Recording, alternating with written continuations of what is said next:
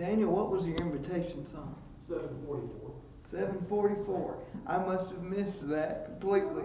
But just in case you were like me and missed that, 744 will be our song of encouragement after the devotional tonight. As you can see, I'm not Doug, which means we're not going to be studying Job tonight. I am so thankful, first of all, to be able to be here tonight and with you. After the experience I've had over the last week, I am so glad to see each one of your faces that it's not even funny. I would not wish that on anyone, and I am so glad to be over it.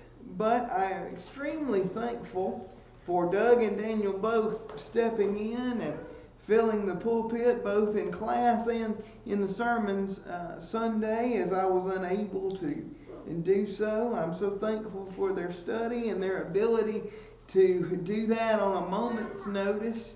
But as we were discussing what we ought to do because of that, Doug and I decided that since he taught his Job material Sunday in place of mine, that I would catch us up tonight by continuing in our study of how we got our English Bibles, so that by Sunday morning we can continue on schedule, being that there are 3 weeks left in the quarter here, or 3 lessons left that we will have in this quarter, and if we do this, we'll be able to stay on schedule. So tonight what we are going to be doing is picking up where we last left off in this class in studying some more about the King James Version. Now I know this thing seems like it has been up here forever at this point, but we spent a good deal of time last time discussing the development of this translation, the 1611 edition of the King James. We talked about its accuracy. We talked about the meticulous nature of what was gone to in order to translate the original text, both in Hebrew and Greek and Aramaic, into the English language directly, and how the influence of this translation still has an impact on our lives today. There are not folks carrying around this edition of the King James Bible anymore, unless they, like me, have one of these reprints. And for anyone who came up and observed that a couple of weeks ago now, you can see why. Because although this is readable, and Doug has shown that it is readable in a very usable way, it is still not comfortable to read at times. It's not necessarily easy, because although this is, as Doug pointed out the last time that we studied this material, that it is modern English, and it is still the typeset and the way that things are spelled, and some of the syntax has changed in the English language as it has evolved even further in modern English up until the point today that we read our King James versions that you can buy on any corner now, which we will talk about in some more detail in the lesson tonight. Because what I want us to focus on in this lesson in just a few moments is the cultural impact that this translation of the Bible, above any other, has had on the religious world and on our culture in this country, both as Americans and especially as Christians. We owe a lot of the foundation of the Restoration movement, that which restored us to the New Testament pattern through the efforts of the great Restoration leaders like Stone and Campbell and Walter Scott and others. We owe a lot of what they were able to find in going back to the truth and the source of the truth in Scripture to this translation. Because for more than 200 years, this was the English standard when it came to translation of the Scripture. And unlike those men whom we talked about on the translation committee last time that we studied this, I don't believe that many of us are fluent in the biblical languages. I was studying some more about those men even today. And the way they did it, we sort of ran out of time last time to discuss some of these details. The way that they were able to translate these passages so accurately, though there are some mistakes in it, they are few and far between compared to some of the other translations that have been produced over the years. And one of the reasons why is because they were so meticulous. And the way that they did that was that the translation committee, which started out of about 50 to 54 members, and eventually by the publication of this translation had dwindled down either by death or sickness to about 48 men. They had been split into 3 major teams that were then split again into 2 sub-teams across 3 universities in England. So you had a system of checks and balances all through it. There was a team of translators at Cambridge University. There was another team of translators at Oxford University. There was another team of translators that were actually working directly in the palace at one point. And those teams would be split into 2 separate groups, and they would take chunks of the scriptures, and each of those teams would be assigned a different chunk of the scriptures to translate. On their own, each individual translator would go through each one of these chunks, and then they would come together as small groups and go through it again. And those small groups would come together as a larger group and go through it again. And in each stage of this development process, what they would do is further and further refine their translations. They would refine them even more minutely, and would not leave the room until they had come to a standard of agreement on each passage.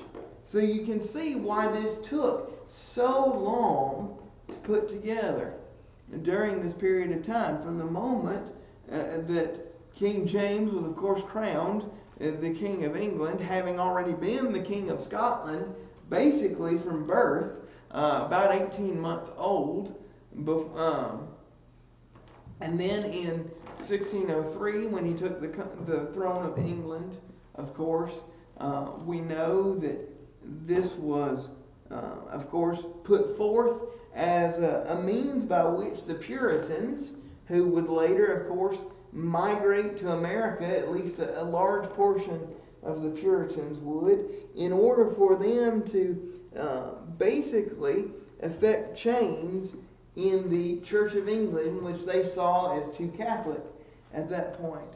And so, at their behest and the behest of others, he authorized this translation, and that's the extent of the minute detail that they went to in the translation of each of these passages. Then, after having done that, they would review these things 14, sometimes on even more difficult passages, 16 times, to make sure that they had gotten it as close to the original text as possible. So yes, are there some elements where human error is made? Absolutely. But they went to an extreme amount of detail to produce this version. And for nearly 300 years, over 200 definitely, this was the standard as far as the English Bible went. So every development we see in culture, religiously, as the Reformation continues and ultimately leads up to the American Restoration, it all rests on the accuracy of this translation. So that's what I want us to focus on tonight, is the cultural impact of this translation. We're going to get into some of the details of the revisions that were made and eventually get to the one that you and I carry around now, which is the 1791 edition, which is the first edition printed in America. Now,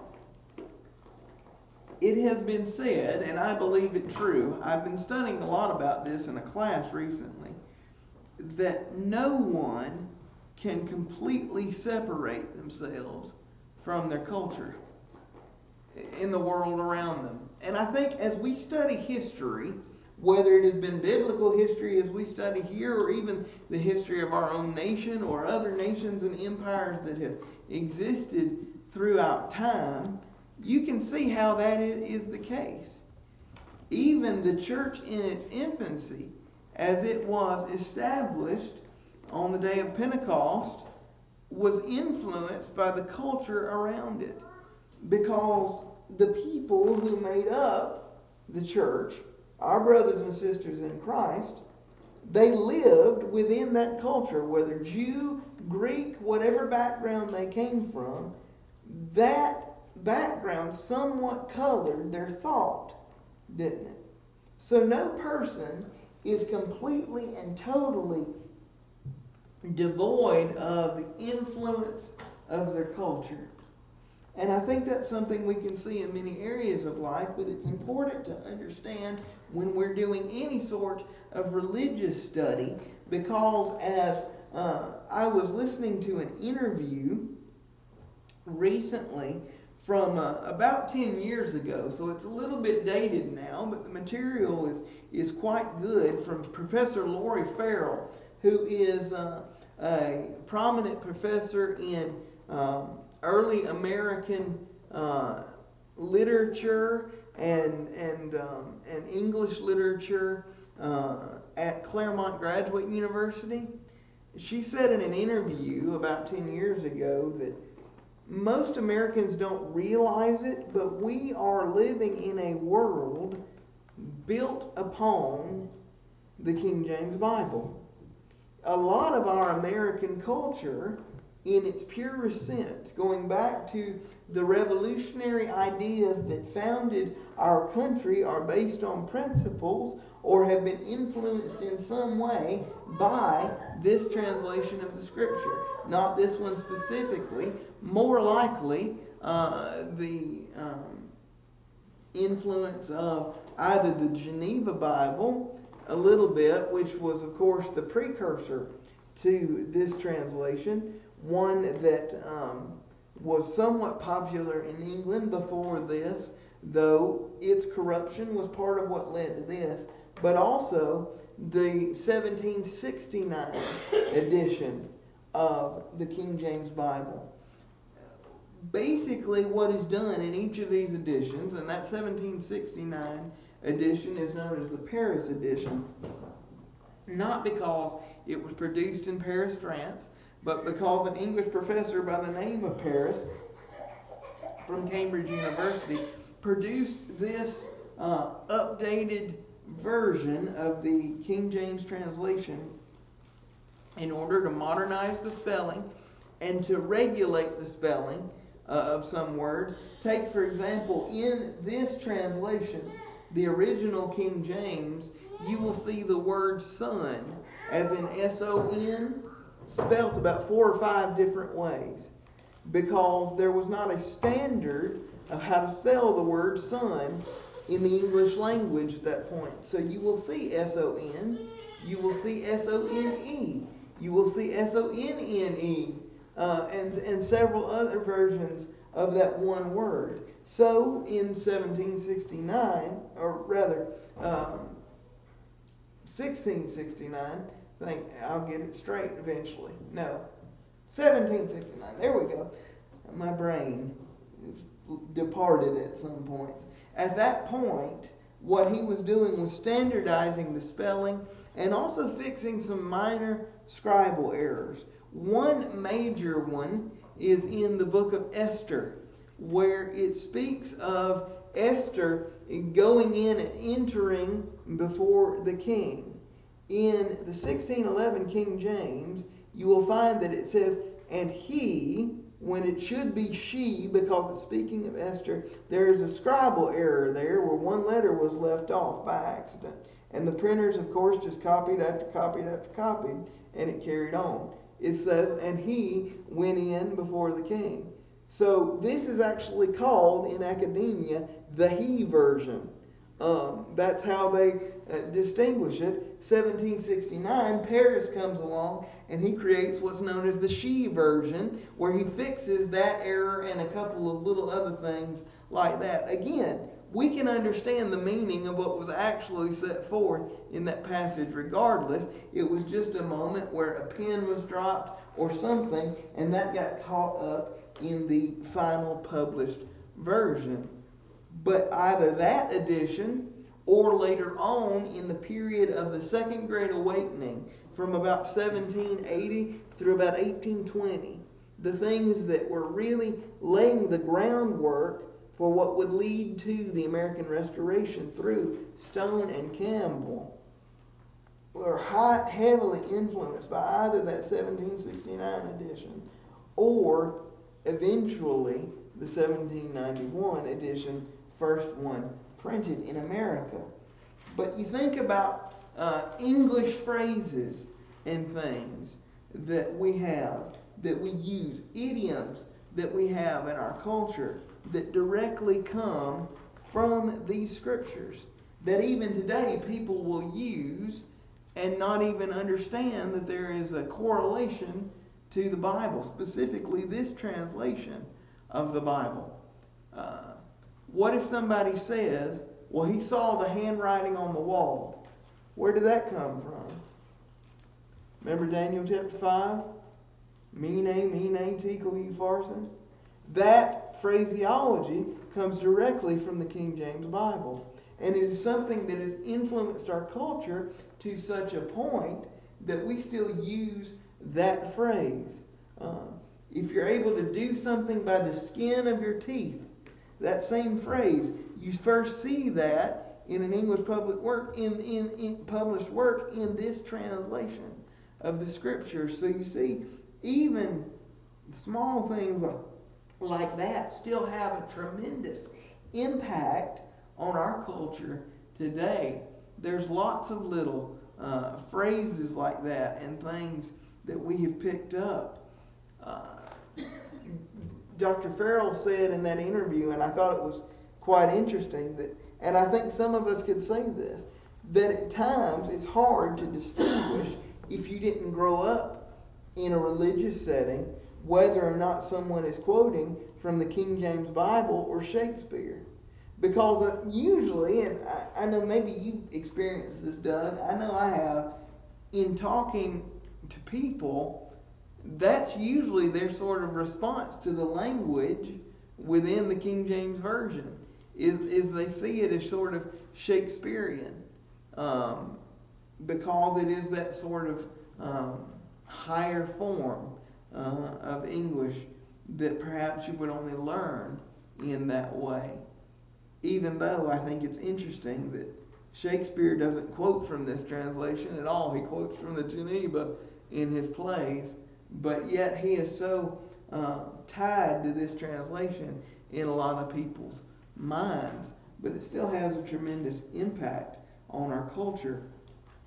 You think about the fact that although, of course, we don't hold to this, Charlie Brown Christmas, when Linus would quote the passages about the birth of Jesus in Luke, he quotes directly from the King James Version. That's having an impact on our culture even in the 60s, when things are changing and things are radicalizing in such a way. You think about the Apollo missions, and when they are, of course, out of the Earth's atmosphere, how I've seen the video feed where they would read from Genesis 1:1. In the beginning, God created the heavens and the earth. Where are they quoting that from? The King James translation. All these little instances in history, especially our American history, where it has influenced us that much. She said in that interview, and this is the last thing I'll use from that, that I think it is truly something that we can hold to. It is a distinctly American book that was born in England. Not the scriptures themselves, but this translation and how it influenced our society. It opened the door for a lot of the religious growth that would happen, that would lead to the restoration of the truth in this nation.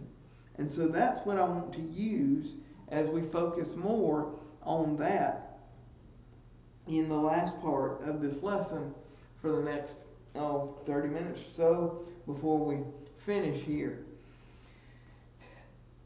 So we have determined this.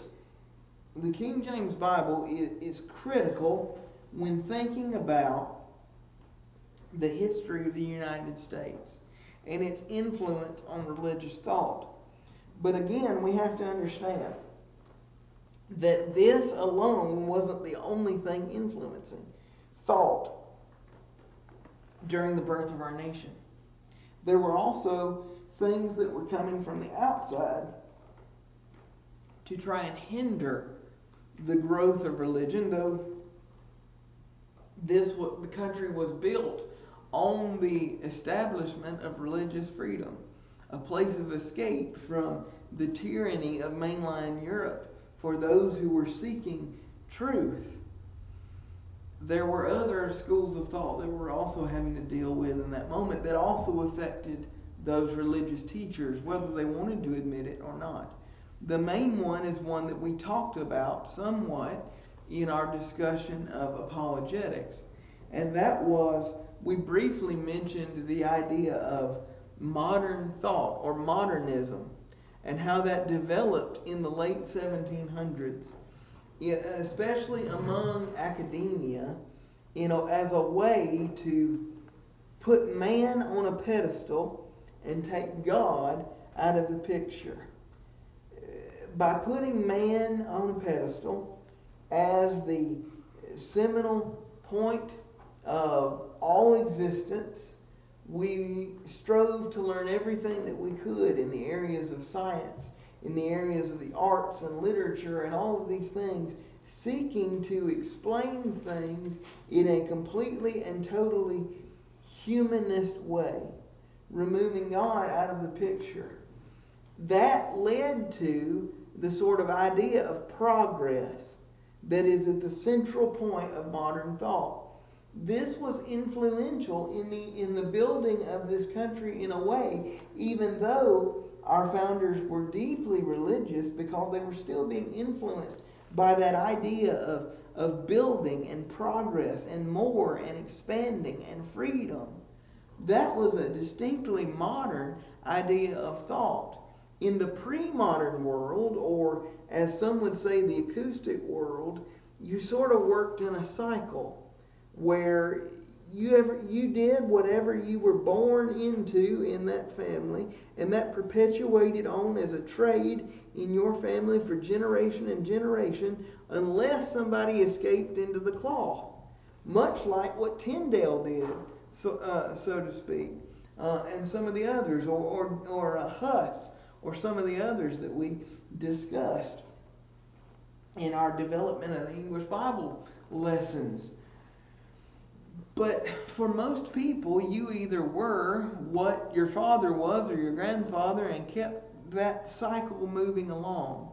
There was no thought to the idea of bettering yourself or building or progressing beyond that situation in which you were raised, in that before modern thought became central to the culture. Now that could both help and or hinder the development of the truth as we see it here.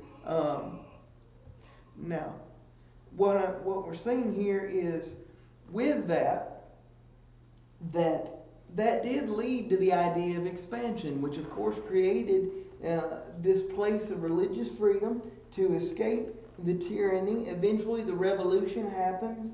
And then by the time we get to the Second Great Awakening in 1780, what is going on?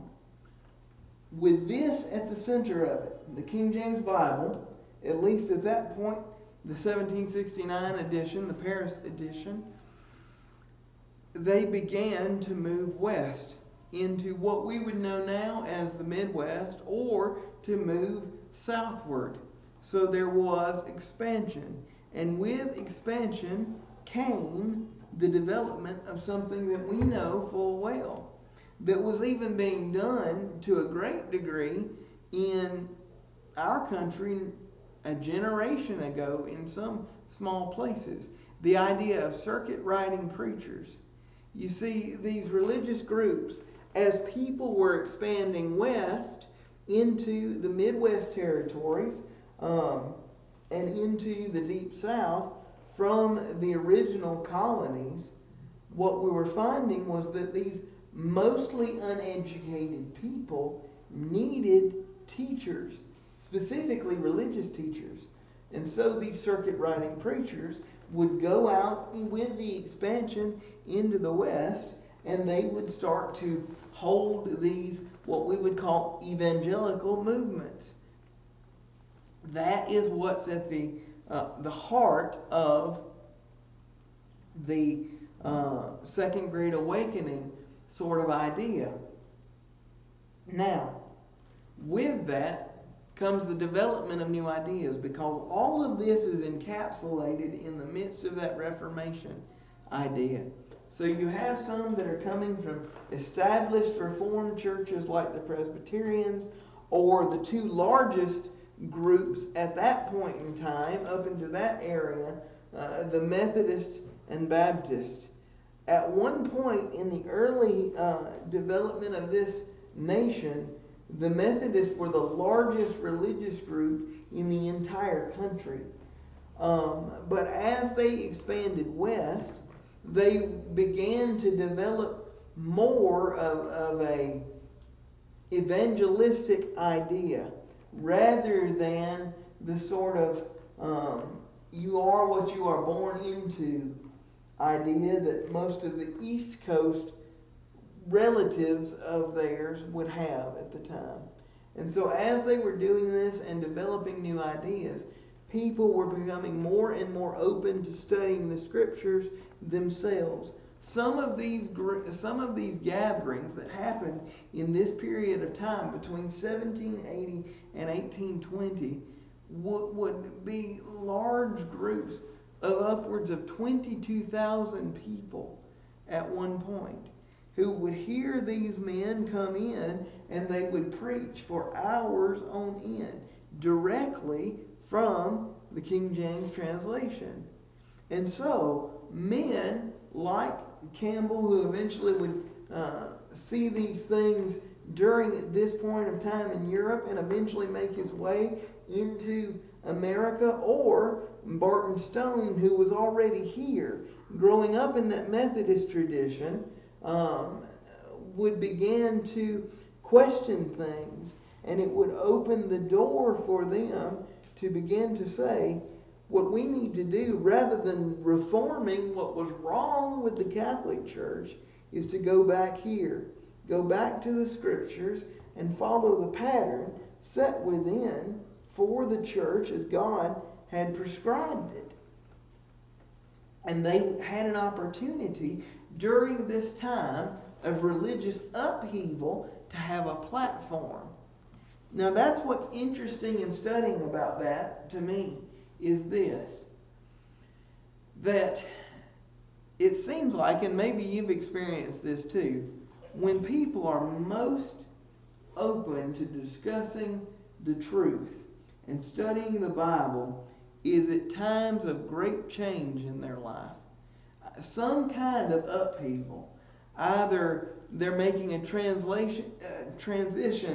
I said translation so much I can't even get the right word out now. Transition into a new stage of life. Let's say they're moving from being at home and under the rule of their parents as a child into that young adult period. A lot of people are converted in those age groups. Why? Because they find a place when they are in this point of upheaval and not knowing where they're going. and who they are and those sort of things. It opens their minds to learning such things at a time that maybe at other times they weren't all concerned about that. Or perhaps when someone unfortunately passes away, a lot of times that gets people in a mindset thinking about eternal things, and it opens the door to such things. The whole nation during this period of time between these 2 years of 1780, 1820-ish, it's right in that area, the whole nation is in a moment of upheaval like this. People are questioning on all sides, either from a Reformed movement or in the early foundations of the Restoration movement, where they're wanting to spend time in the Scriptures all the time. It becomes a social thing. We have to remember they weren't distracted by a lot of the recreation and a lot of the hobbies and things that we so enjoy today and aren't necessarily wrong, but a lot of times they can take up our time, where spending time in the Scriptures and growing and things like that may necessarily at times take a back seat when it ought not to. This was at the center of their lives. If they weren't working to provide, they were focusing on this, and the entire country was in some form of upheaval this way. And so it provides platforms for men like Campbell, like Stone, like Walter Scott, like Raccoon John Smith, and all of these early restorers within this country. The framework had already been set in Europe for a while at that point. You had those even in the Middle Ages who were following the biblical pattern of baptism, who were following the biblical pattern of worship. And then you had those like James O'Kelly in Scotland, again, who comes from sort of a high church background and is trying to get back to the biblical pattern. A lot of what began Campbell to thinking about such things and leaving the Presbyterian movement, which was distinctly Calvinistic, was a lot of the foundation that had already been previously laid by men like James O'Kelly. And with this freedom and a standard translation that everybody either possessed one copy of or could have access to, they were able to have a platform by which to teach. And so that's what opened the door. You think about, for a great instance, the meeting at Cane Ridge. A lot of us who've studied Restoration history to some extent have studied about the meeting at Cane Ridge, where Stone came to the point of realizing that this change needed to be made. Some of us may have had the opportunity, I know I have, maybe some others in here, I'm not sure, have had the opportunity to actually visit the Cane Ridge Meeting House. What happened in that actual meeting is far from anything that we would recognize today as far as Christian worship. There was a lot of this sort of over-spiritualism involved in that, because it was originally a meeting of one of these Second Great Awakening groups that were highly involved in the spiritual aspect of things. People were looking for an ecstatic utterance, some sort of sign from God about their own salvation or some other. So you read of instances during that meeting of people all of a sudden in the midst of the service barking like dogs or rolling around on the floor, or something similar to what we might see in some Pentecostal services today. But it was in the midst of that Stone came to the realization something needs to be done here. And he began to preach there in that meeting about such things. They had a platform because of the Second Great Awakening, but they had a standard to appeal to because of the King James translation. And that had more of an impact on our culture, both as a nation and as God's people, than perhaps we would even realize.